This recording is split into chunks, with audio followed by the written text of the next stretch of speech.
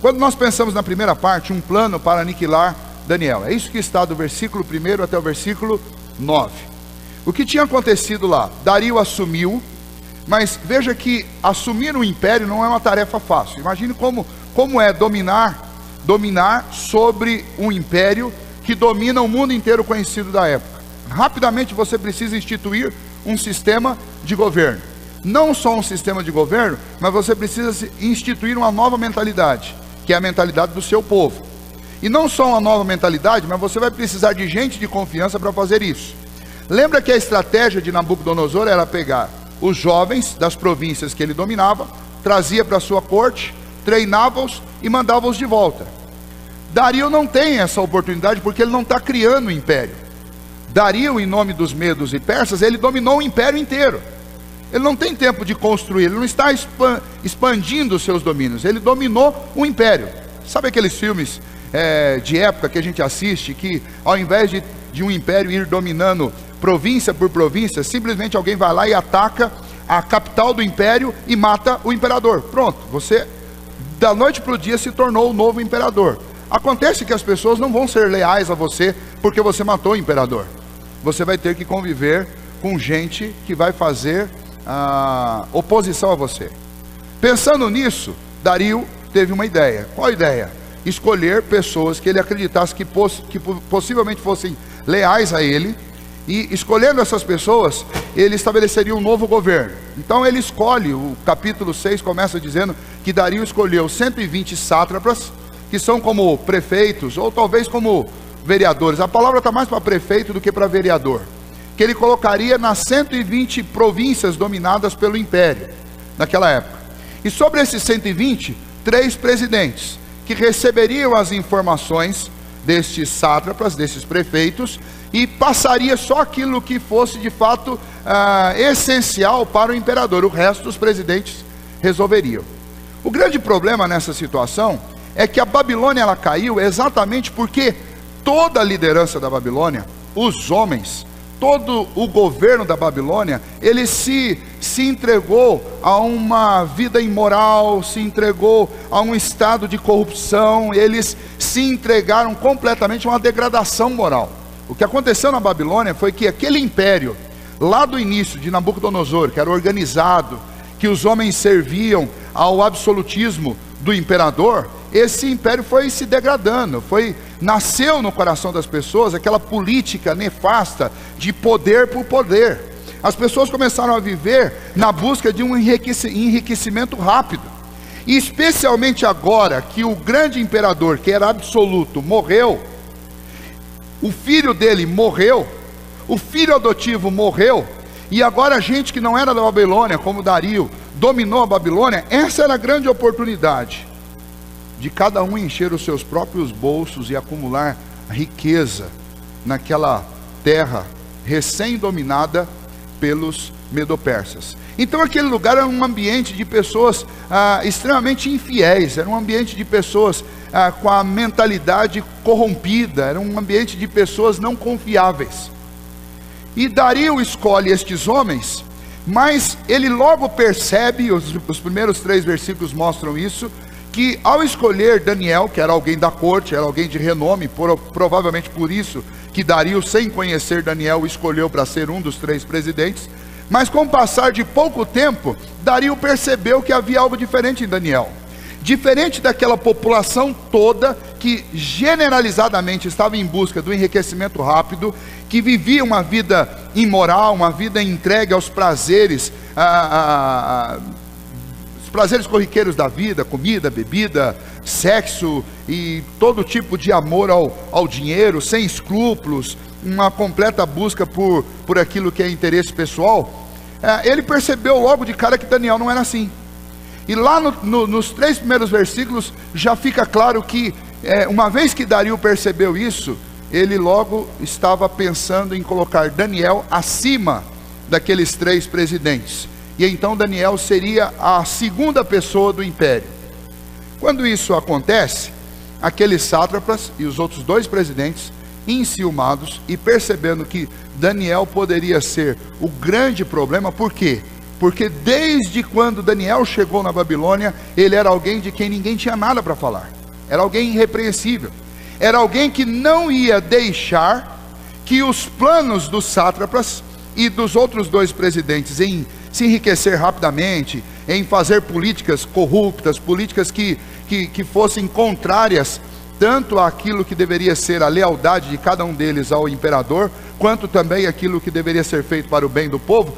Percebendo que Daniel não ia compactuar com isso, e que Dario pretendia colocá-lo como líder, eles pensaram: nós precisamos arrumar um jeito, nós precisamos tramar alguma coisa para que Daniel seja pego numa falta, porque o único jeito de descredenciá-lo aqui é exatamente mostrar que ele não é alguém confiável. O problema foi que eles foram procurar na vida de Daniel e não encontraram essas faltas. O texto deixa claro que enquanto as suas atividades como líder naquele reino, não havia nada que Daniel fizesse de errado. Enquanto a religião de Daniel, também não havia nada que ele fizesse de errado. E depois de vasculhar a vida de Daniel, eles simplesmente chegaram à conclusão que não tinham nenhuma maneira de descredenciar Daniel, a não ser que eles fossem buscar alguma coisa na conduta e na vida espiritual de Daniel, alguma coisa que pudesse ser incompatível com aquilo que o rei estava exigindo dele. Era o único jeito de tentar pegá-lo. Eu queria citar para vocês alguma coisa interessante que o Stuart Olyott fala sobre isso. Talvez alguns de vocês vivam no mundo dos negócios, sabem que homens poderosos que desejam riquezas fáceis podem ser totalmente inescrupulosos para alcançá-las. Nada os detém. Não se preocupam quando a realização de suas ambições significa a destruição de concorrentes menores e honestos. Não há medida que não empreguem para obterem lucros vultuosos. Não há fim para a sua desumanidade e a sua insensibilidade, quando estas servem aos seus próprios interesses. E é exatamente esse o pensamento daqueles sátrapas. A decisão deles era a seguinte: nós vamos destruir Daniel. Não achamos nada de errado na vida dele, então nós vamos ter que inventar alguma coisa. Nós vamos ter que fazer com que ele tropece. Nós vamos ter que construir um obstáculo para derrubá-lo. Esse é, até hoje, o pensamento e a conduta de muita gente. Gente que quando não consegue se sobressair do jeito honesto, começa a procurar um jeito de destruir quem está. Porque você tem duas maneiras de aparecer: ou você aparece por sua excelência, ou você aparece quando o outro é mais defeituoso que você. Então, quando você não consegue aparecer por sua excelência e tem uma mentalidade e um coração inescrupuloso, o que você vai tentar fazer? Você vai tentar descredenciar o outro. É alguma coisa que a gente vê nessa política do nosso país o tempo inteiro, especialmente quando chega na época de campanha. Ninguém fala do que tem feito de bom e prova, mas você vê candidatos o tempo inteiro falando do que o outro fez de mal. É exatamente, isso aqui é um cenário político. E os sátrapas e aqueles outros dois presidentes, eles estavam tentando fazer aquilo que os partidos fazem em véspera de eleição, tentando achar alguma coisa errada na vida de Daniel para poder descredenciá-los. O problema é que havia um sustentáculo para a integridade de Daniel. E o sustentáculo da integridade de Daniel era a sua espiritualidade. Por que ele era um homem íntegro? Ele não era um homem íntegro simplesmente porque isso era uma aptidão natural dele. Ele não era um homem íntegro simplesmente porque essa foi a formação que ele recebeu dos seus pais. Ele saiu de casa muito cedo.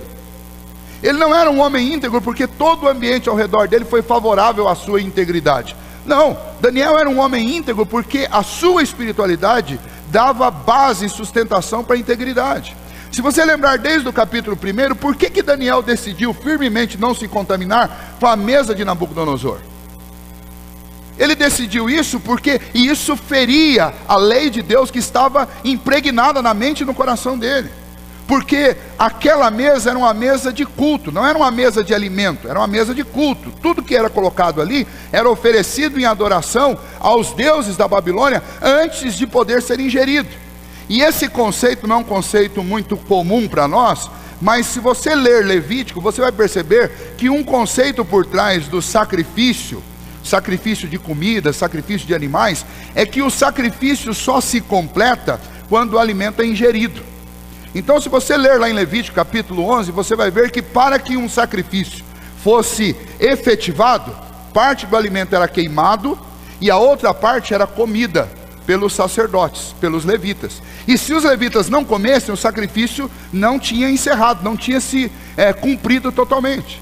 E Daniel, sabendo disso, ele sabia que comer da mesa de Nabucodonosor era participar de um rito sacrificial aos deuses da Babilônia. E ele decidiu: eu não vou fazer isso. Mas ele não decidiu simplesmente por causa de uma cultura que ele tinha.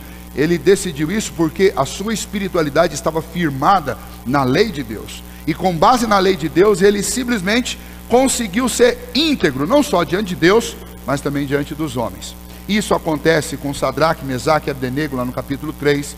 Isso acontece em todos os 6 primeiros capítulos de Daniel, onde você vê esse remanescente fiel do povo de Deus não negociando a fé deles, e por não negociarem a fé deles, eles também não negociavam a moralidade deles, a integridade deles. Eles eram homens puros, honestos, e foram encontrados inocentes em todas as circunstâncias pelas quais eles passaram.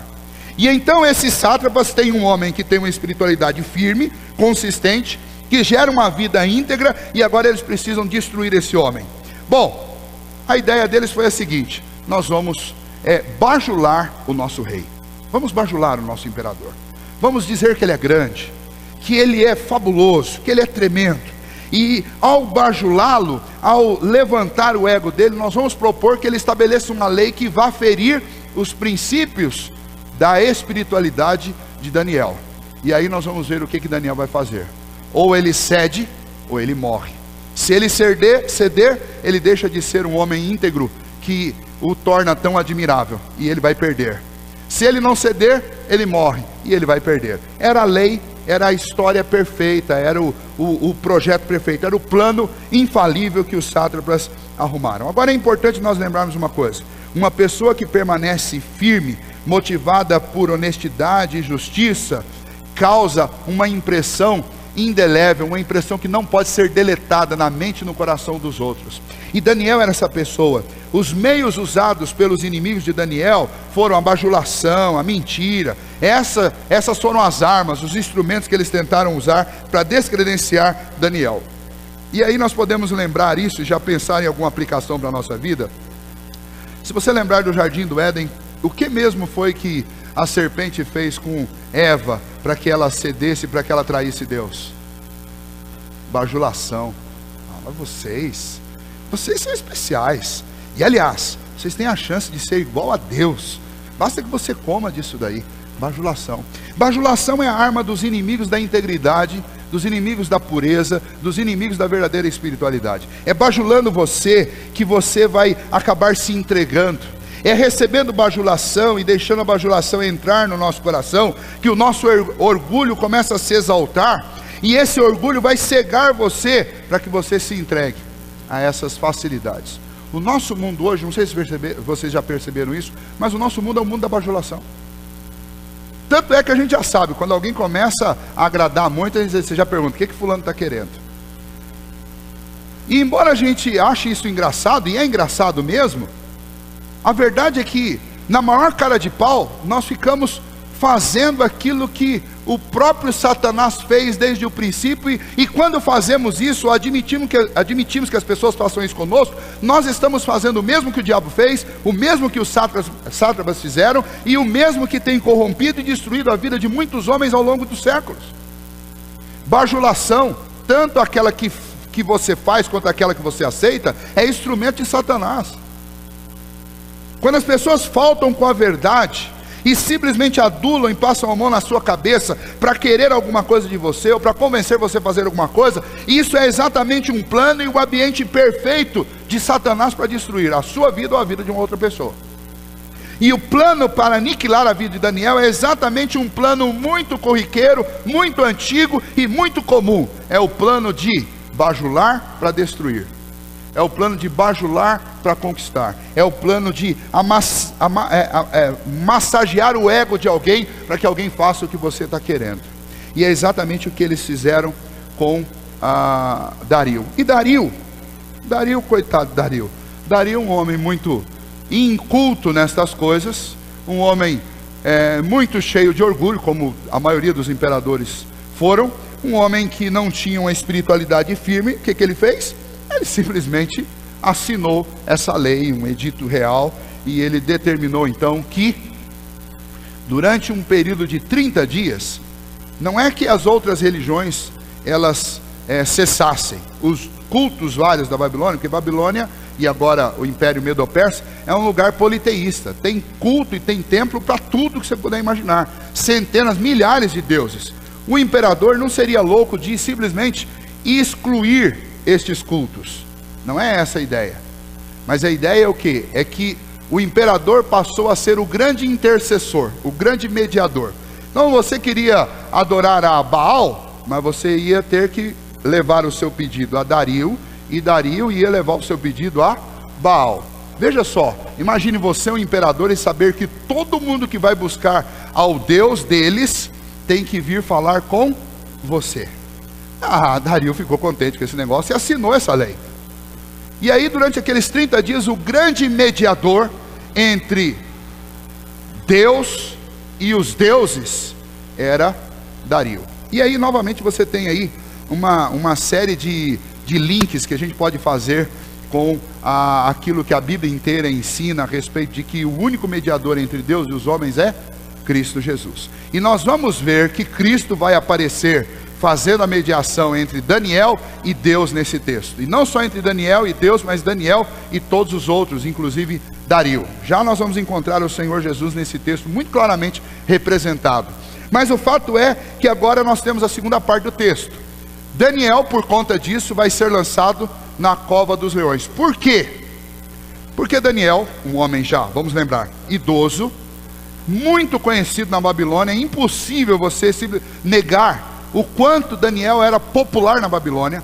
Era uma pessoa pública e como um presidente, ele tinha uma casa que era uma residência oficial. E você pode imaginar quantos funcionários tinham nessa residência oficial, escravos, que serviam. Estes funcionários, esses escravos eram da cultura da Babilônia. E todos eles eram moralmente deteriorados e arrebentados moralmente. Se você puder imaginar de ruim, era próprio daquela cultura. E adivinha a quem era a lealdade desses funcionários? Com certeza a lealdade deles não era Daniel. E Daniel, como homem público, não significa, quando você lê lá que Daniel ia orar naquela janela, não significa que todo mundo que estava lá embaixo conseguia ver. Aliás, é bem provável que ninguém conseguisse ver Daniel orando, a não ser as pessoas que trabalhavam dentro da casa. Daniel, ele não fere o princípio das escrituras lá de Mateus 6, de 6 a 7, que o Senhor Jesus diz que quando você quiser orar, vai para o teu quarto, tranca a tua porta e ora em secreto, porque o Deus que te ouve, o Deus com quem você fala lá em secreto, ele te ouve em secreto e te responde em secreto. Daniel orava onde? Na praça pública? Não, ele orava trancadinho dentro do seu quarto. Só que, como um exilado, e qualquer um de nós faria isso aqui, não é elemento de culto, não faz parte da adoração. Esse não é elemento essencial à adoração. Voltar o rosto, os olhos para o lado de Jerusalém e olhar e orar olhando para Jerusalém. Não é esse o ponto aqui. Daniel fazia isso porque, imagine, ele cresceu, seus primeiros 14 anos de vida foram em Jerusalém. Ele ia orar no templo, provavelmente com a sua família, 3 vezes ao dia, como era costume de todo judeu. O templo era o símbolo da presença de Deus no meio da nação. Eles sabiam que o lugar de encontro com Deus era lá no templo. Agora ele está exilado na Babilônia há décadas. E na hora de orar, o que ele faz? Na oração dele não é só um momento ali de conversa com Deus, mas é um momento de saudade do lugar onde ele sabia que ele podia encontrar com Deus. Então ele orava, era costume dele orar, voltado para uma janela que estava na direção de Jerusalém. Não é para que o povo pudesse vê-lo, como alguns dizem, Daniel foi orar na janela para provar que ele estava orando. Daniel não tinha que provar nada para ninguém. Ele falava com Deus 3 vezes ao dia, e isso era uma questão dele inegociável. Mas os moradores daquela casa, eles presenciaram o que Daniel fazia. Daniel, um servidor público, tinha obrigações para com o imperador, especialmente a obrigação de acatar todos os interditos reais. especialmente a obrigação de acatar as leis que eram instituídas pelo seu imperador. E aí os moradores da casa obviamente viram que ele continuava orando, e eles relataram isso aos sátrapas.